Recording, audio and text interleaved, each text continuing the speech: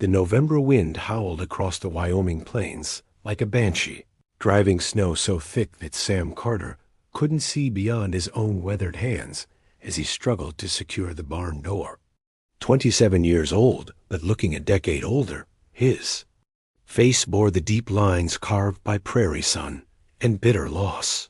The small ranch that had once echoed with his wife Martha's laughter and little Emma's giggles now stood silent, except for the relentless storm.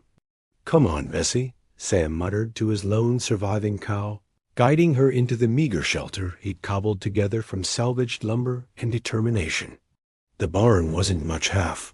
The roof leaked, and the walls let in more wind than they kept out, but it was all he had left after the bank had taken most of his land last spring. 3 years had passed since the Comanche raid that stole everything he'd ever loved. 3 years since he'd found their bodies and buried them beneath the cottonwood tree that Martha had planted the day they'd married. Most folks in Laramie County thought he should have moved on by now, maybe headed back east or tried his luck in the gold fields of Colorado. But Sam Carter was as stubborn as he was broken, and this patch of unforgiving ground held the only thing that mattered to him. Their graves. As he latched the barn door, a movement in the swirling snow caught his eye. At first, he thought it might be a coyote, or perhaps one of the wild horses that sometimes wandered down from the mountains when winter pressed hard. But as he squinted through the blizzard, his heart stopped. It was a man, or what was left of one. The figure stumbled and fell face first into a snowdrift, not 50 yards from Sam's front porch. Even from that distance, Sam could see the dark skin and long black hair that marked the stranger as Indian. Every muscle in Sam's body tensed, his hand instinctively moving to the Colt .45 on his hip. The same kind of men who had murdered his family now lay dying in his yard. Sam stood frozen for what felt like hours, but was probably only minutes, watching the motionless form half buried in snow. The wind carried no sound except its own howling voice, and the stranger didn't move. Part of Sam, the part that woke up screaming most nights, whispered that this was justice, that he should leave the savage to freeze and count it as one small payment against the debt the world owed him. But another voice, quieter and sounding remarkably like Martha when she'd scold him for his harsh judgments, reminded him that a man dying in the snow was still a man. Sam cursed under his breath, a string of words that would have earned him a wooden spoon to the knuckles if Martha had been alive to hear them. "Damn fool," he muttered, though whether he meant the stranger or himself, he couldn't say. Fighting against the wind, Sam trudged through knee-deep snow to where the figure lay. Up close, he could see it was a young man, maybe 20 years old, wearing buckskin clothes that were soaked through and frozen stiff. His lips were blue, and his breathing came in shallow, barely visible puffs. A beaded necklace around his throat and the intricate patterns worked into his leather shirt marked him as Arapaho, not Comanche, but Sam's grief-addled mind struggled to see the difference. The young man's eyes fluttered open for a moment, dark brown and filled with pain.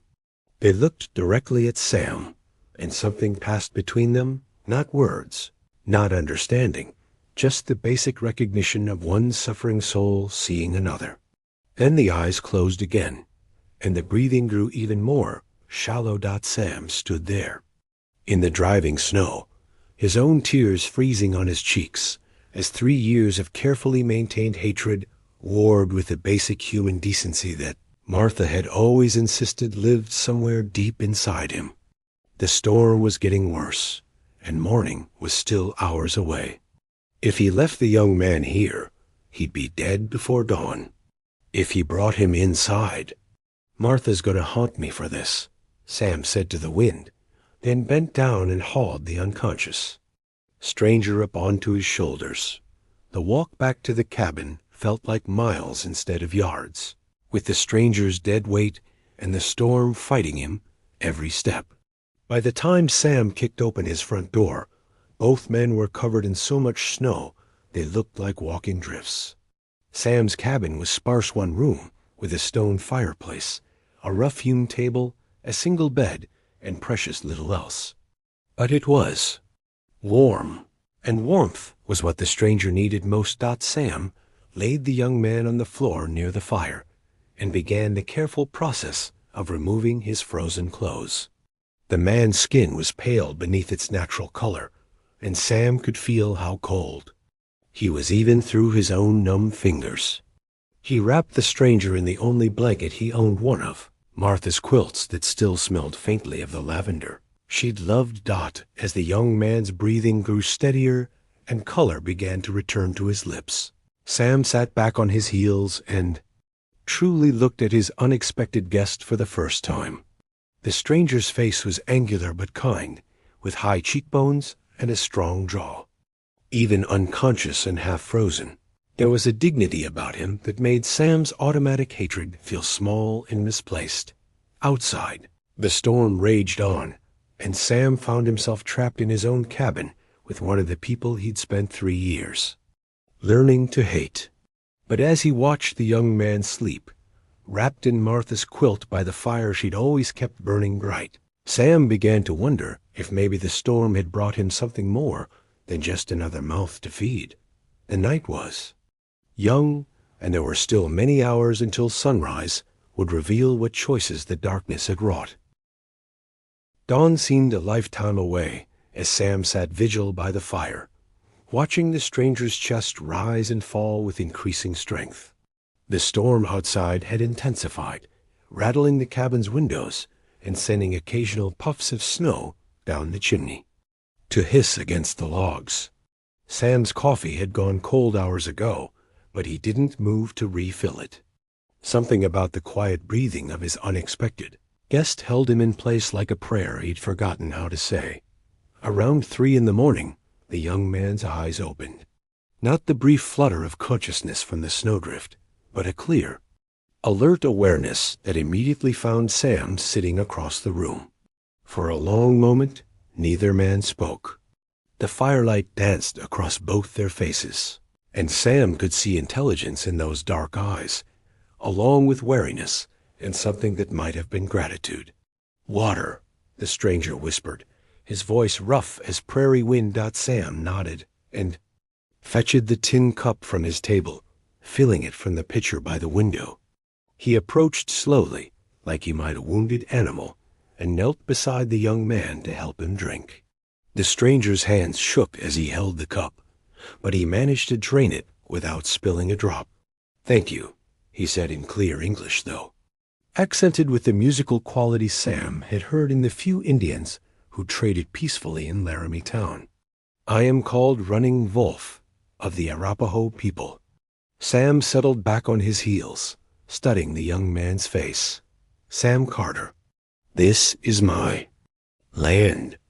The words came out harder than he'd intended, carrying 3 years of grief and anger like grit in his voice. Running Wolf nodded slowly, understanding passing across his features. "I know your loss, Sam Carter. I saw your family's graves when I fell. My own family... They are gone too. Different enemy, same grief." The words hit Sam like a physical blow. He'd expected hostility, maybe fear, perhaps even arrogance.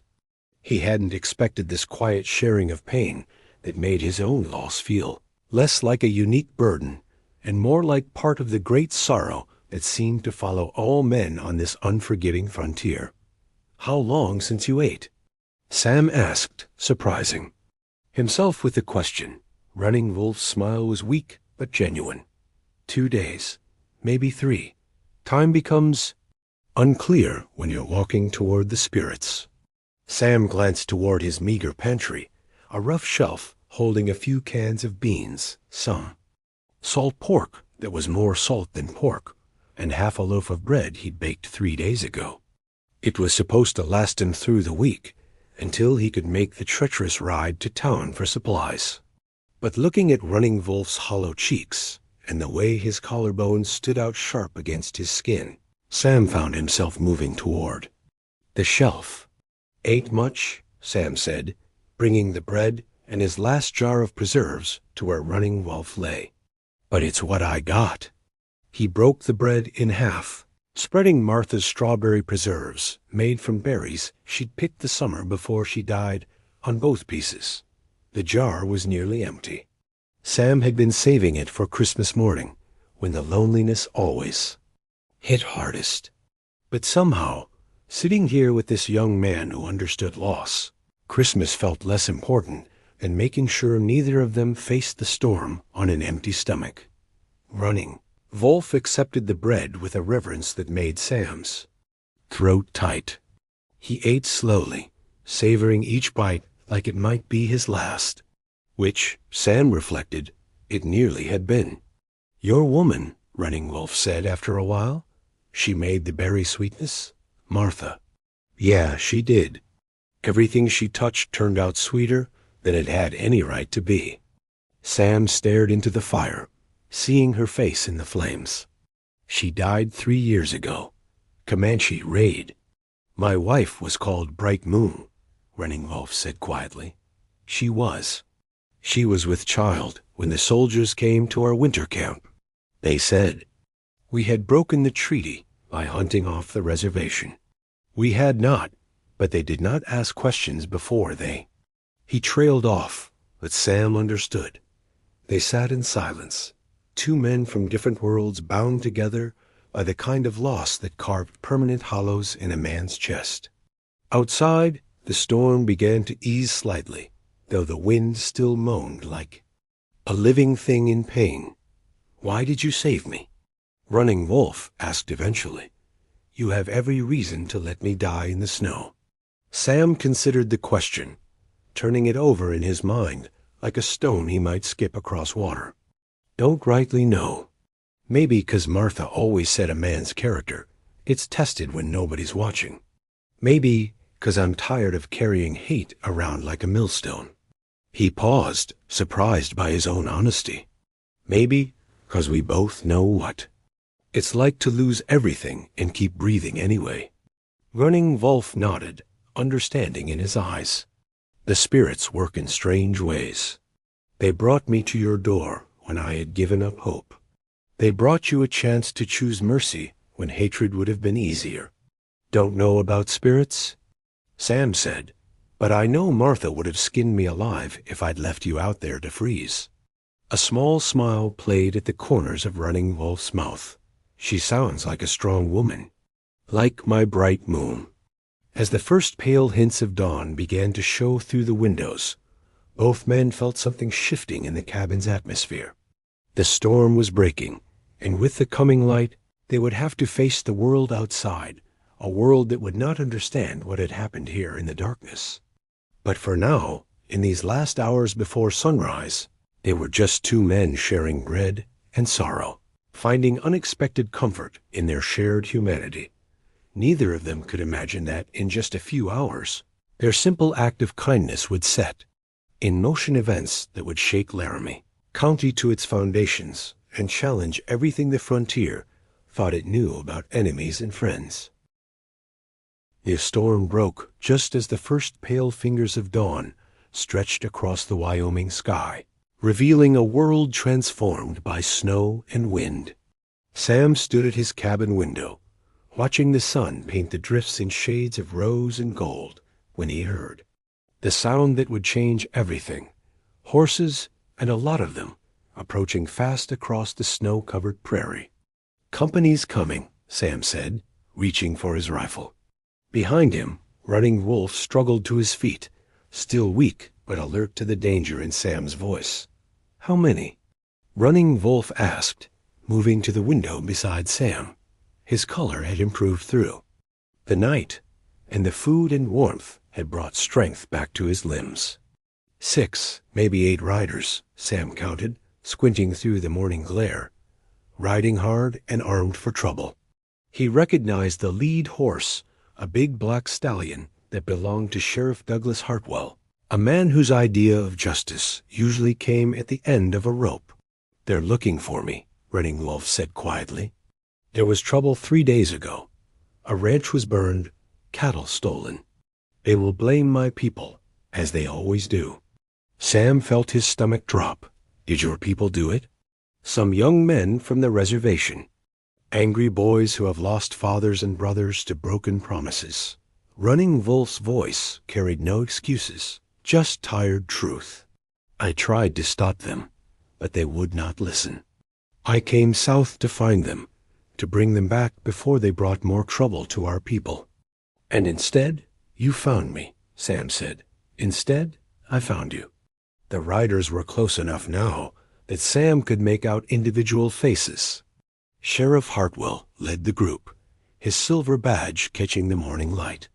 Behind him rode Deputy Carson, Frank Morrison from the burned ranch, and several other men Sam recognized from town hall good men individually, but the kind who could turn into a mob when fear and anger got hold of them. Listen to me, Sam said urgently, turning to face Running Wolf. These men won't ask questions first and shoot second. They'll string you up from the nearest tree if they find you here. Then I will go, Running Wolf said, reaching for his dried clothes. I will not bring trouble to the man who saved my life. Wait. Sam's hand shot out to stop him. You're in no condition to outrun horses in deep snow. You'd last maybe an hour before you collapsed again. Then, what do you suggest? Sam looked out the window again. The riders were only a few hundred yards away now, close enough that he could see the grim determination on their faces. In the growing light, he could also see something else, smoke rising from the direction of Morrison's ranch, still smoldering from the fire 3 days ago. An idea began to form in Sam's mind, crazy and dangerous, but maybe just possible. How well do you know the boys who burned Morrison's place? They are my sister's sons. 2 Eagles and Little Bear, 18 and 16 Winters. Running Wolf's voice was heavy with grief.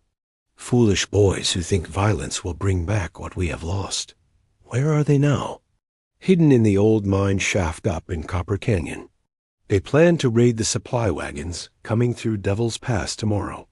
Sam made his decision. Here's what we're going to do. The knock on Sam's door came just as he finished explaining his plan to Running Wolf. The Arapaho man had listened without interruption, his dark eyes growing wider with each detail. Sam Carter. Sheriff Hartwell's voice boomed across the yard. Open up, we need to talk.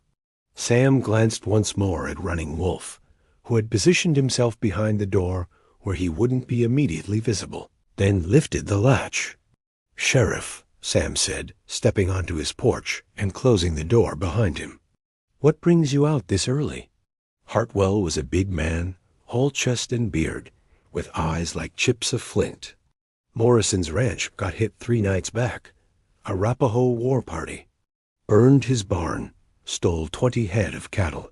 Trail leads this direction. Haven't seen hide nor hair of any Indians, Sam said truthfully. Storm's been too thick to see much of anything. Deputy Carson, younger and more eager than his boss, spoke up. Trail disappears in the snow about a mile from here, Sam. You. Sure you haven't seen anything suspicious? Sam met the deputy's eyes steadily. Carson, you know I'd be the first to holler if I saw Arapaho on my land, after what they did to Martha and Emma. He let the sentence hang, watching the men's faces soften with sympathy. Frank Morrison, a decent man made hard by loss, leaned forward in his saddle. Sam, I'm sorry to press, but I lost everything in that fire. My barn, my winter hay, 20 of my best breeding stock. I got a wife and 3 children, and winter's just getting started. I understand, Frank. I surely do. Sam looked each man in the eye, then made his choice. But what if I told you? I might know where those boys are hiding. The sudden silence was broken only by the creak of leather and the snorting of horses in the cold air. What do you mean? Sheriff Hartwell asked carefully. I mean, what if there was a way to get your cattle back, stop these boys before they hurt anyone else, and maybe prevent a war between the county and the reservation all at the same time? Morrison's eyes narrowed. What kind of way? Sam took a deep breath, knowing that what he said next would either save 2 young Arapaho lives or get him branded a traitor by every white man in the territory. The kind of way that requires trust, and maybe a little faith, that sometimes the enemy of your enemy can be your friend. Behind the cabin door, Running Wolf closed his eyes and said a silent prayer to the spirits of his ancestors. In a few minutes, he would step out into the morning light and place his life in the hands of men who had every reason to hate him. But first, Sam Carter, a man who had lost everything to war and chosen mercy over vengeance, would try to convince a posse of angry cowboys that sometimes the best way to stop a war was to listen to the enemy's wisdom. The sun climbed higher, and with it rose the stakes of a gamble that would either heal old wounds or tear Laramie County apart. What happened next would be talked about in Laramie County for generations to come. Sam stepped off his porch and walked slowly toward the mounted men, his hands visible and empty. "Gentlemen, I'm going to ask you to do something that goes against every instinct you have. I'm going to ask you to trust me." Sheriff Hartwell's hand moved instinctively toward his sidearm. "Sam, you're talking in riddles, and we don't have time for. The man inside my cabin can lead us to your stolen cattle and prevent the raid planned for tomorrow." Sam interrupted. "But he's going to need your word that you'll hear him out before you reach for those guns." The silence stretched like a bowstring. Morrison's horse pranced nervously, sensing the tension in its rider. Deputy Carson's young face showed confusion and growing suspicion. "What man?" Hartwell demanded. "You said you hadn't seen anyone." "I said I hadn't seen any war party. I didn't say I hadn't saved a man's life last night." Sam's voice carried the weight of absolute conviction. "Sheriff, you've known me for 8 years. Have I ever lied to you?" Hartwell considered this. Sam Carter might be half crazy with grief and isolation, but he'd never been dishonest. "No, Sam, you haven't. Then trust me now." Sam turned back toward his cabin. "Running Wolf, come out here." The door opened slowly, and Running Wolf stepped into the morning light. He wore his own clothes again, dried by the fire and despite his recent ordeal, he carried himself with the quiet dignity that had impressed Sam. The effect on the posse was immediate and explosive. "Jesus Christ!" Carson went for his gun, but Hartwell's sharp command stopped him. "Easy, deputy. Nobody draws iron unless I say so." Morrison's face had gone white with rage. "Sam, have you lost your mind? That's one of them. That's one of the savages who burned my ranch." "No, Frank," Sam said calmly. "That's the man who's going to help you get your cattle back." Running Wolf walked forward until he stood beside Sam, close enough that the mounted men could see his face clearly. When he spoke, his voice was steady and clear. "My name is Running Wolf of the Arapaho people. 3 nights ago, my sister's sons burned your ranch and stole your cattle. They are young and angry and foolish, and they do not speak for our people. But they are still my blood, and I know where they hide." "Why should we believe a word you say?" Morrison spat. "Because," Running Wolf replied, "this man saved my life when he could have let me die. Because Sam Carter, who has every reason to hate my people, chose mercy over vengeance. And because your cattle are not the only thing at stake here." He paused, looking each man in the eye before continuing. "Tomorrow, 2 Eagles and Little Bear plan to raid the supply wagons coming through Devil's Pass. If they succeed, more blood will be spilled. The army will come to the reservation in force. Many innocent people on both sides will die. This must not happen." Sheriff Hartwell leaned forward in his saddle. "And you're willing to help us stop your own kin?" "I am willing to save them from themselves and save others from their anger." Running Wolf's voice carried the pain of a man caught between worlds. "There has been enough death, enough sorrow. It is time for wiser heads to prevail." Sam stepped forward. "Here's what he's proposing, Sheriff. Running Wolf leads us to where the boys are hiding. We recover the cattle, but instead of stringing up 2 young fools, we let Running Wolf take them back to the reservation to face their own peoples. Justice. The tribal council deals with them according to their law, and we prevent tomorrow's raid without starting a war. And why? Deputy Carson asked suspiciously. Should we trust reservation justice? Those boys will probably get a pat on the head and told not to do it again. Running Wolf's expression grew stern. You know little of our ways, young man. 2 eagles and Little Bear have brought shame upon our people and broken the sacred trust that keeps our children fed through the winter.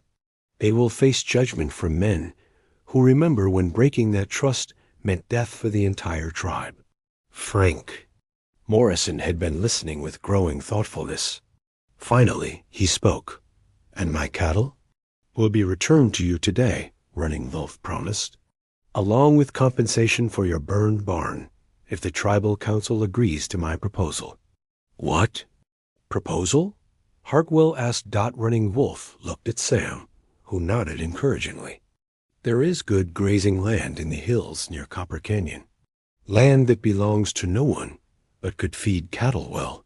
If Mr. Morrison would consider sharing that range with some of our horses in partnership, both our peoples could benefit.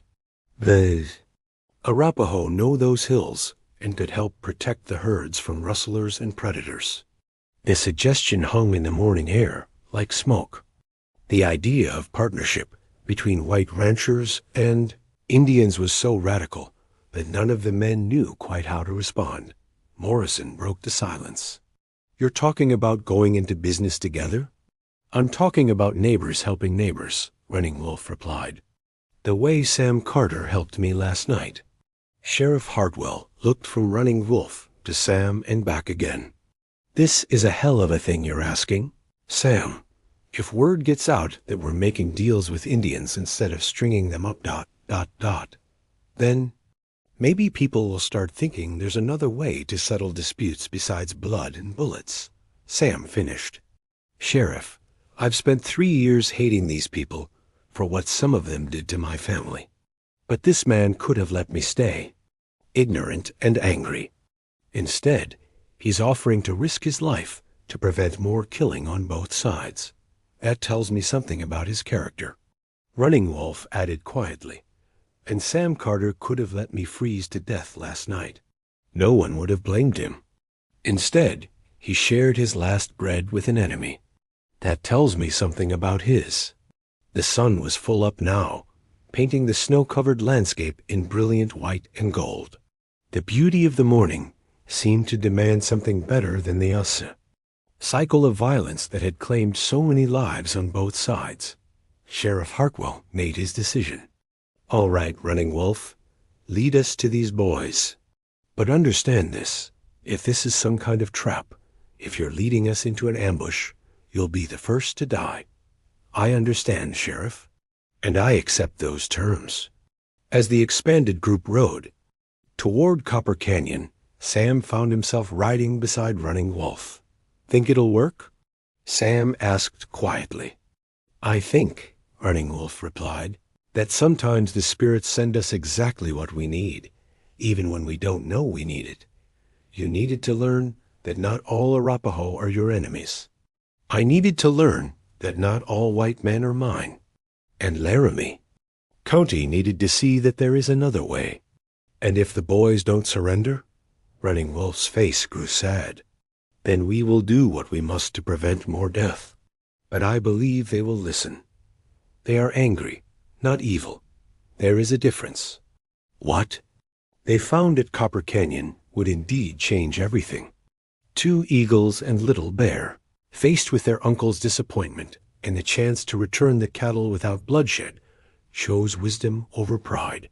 Morrison got his stock back, plus 2 strong young men to help rebuild his barn.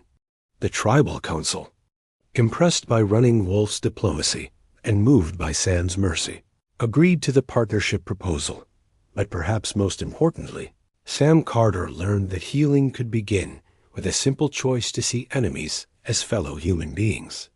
And Running Wolf learned that sometimes salvation comes from the most unexpected places, like a lonely cabin in a snowstorm, where a grieving man decides to share his last piece of bread with a stranger. The sunrise that day shook Laramie County, not with violence, but with the radical possibility of peace. And in the years that followed, travelers through Wyoming would often hear tell of the partnership between the Double C Ranch and the Arapaho horse herders, and the friendship between two men who found healing in each other's sorrow. Martha's. Strawberry preserves were gone, but Sam Carter had found something sweeter, the knowledge that love is always stronger than hate, and that sometimes the best way to honor the dead is to choose life for the living.